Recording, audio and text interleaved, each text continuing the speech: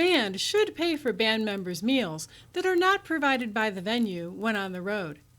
This sounds like an easy concept, but it has frequently caused problems within bands.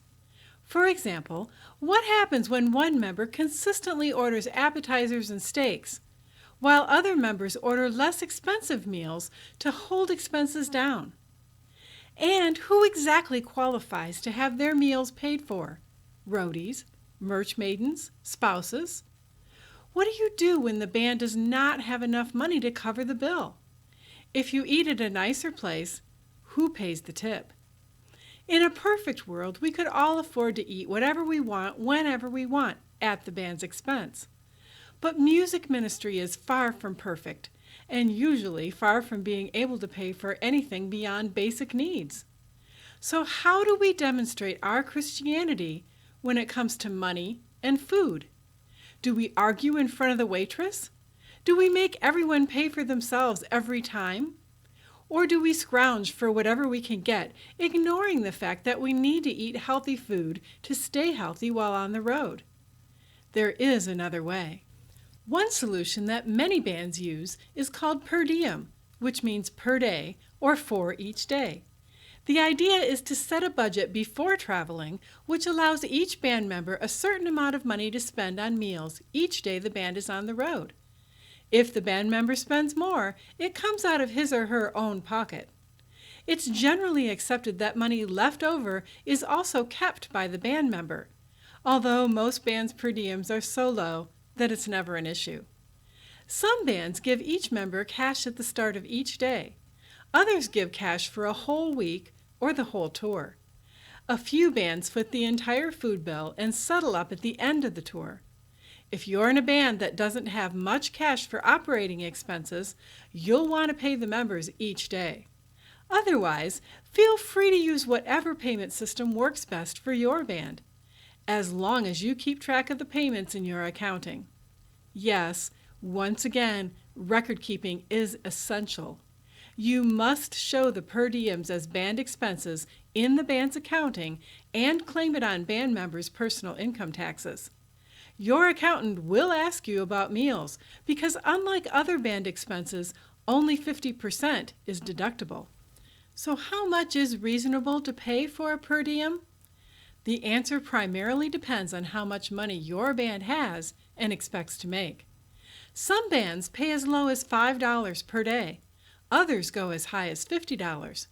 The government, General Services Administration, sets its per diem rates by location, assuming some parts of the country are more expensive than others. For example, in my area, that rate is $47 per day. Obviously, most Christian bands cannot even come close to that amount.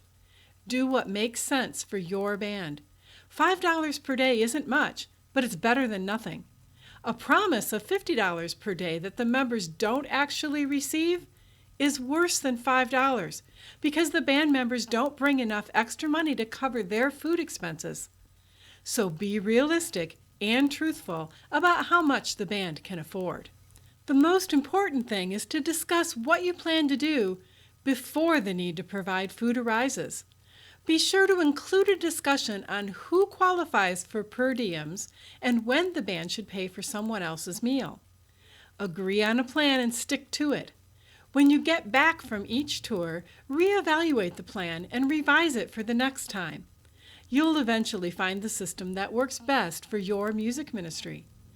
Our goal in deciding how to pay for band members' meals should be to demonstrate love to our brothers. We, as ministers, need to do our best to take care of each other with integrity and honesty. When we communicate openly and make decisions together, we diffuse potential strife and discord. This binds us together in love and brings unity to our ministry. You know the saying, and they'll know we are Christians by our love. Does your Christian band need more places to play? Christian Band Help has a free PDF called the Christian Band Booking Calendar to help you book more gigs. There is no magic formula for booking your band. It requires consistently finding and contacting people who might be interested in your music and your ministry. No one likes to contact people we don't know, including bookers. It's easier for them to contact musicians they already know. So music ministers who don't actively pursue gigs don't get them, because bookers generally book musicians they know and trust. If we don't make the effort to reach out, the band won't have places to minister. I spent years booking and had to learn the hard way by trial and error. It would be wonderful if you didn't have to go through that process. So I'm giving you my strategy free. When you click the link below, you'll get a 3-page PDF that outlines what to do each month to get the most possible and best gigs. I can't do booking for you, but I can share the process that worked for me.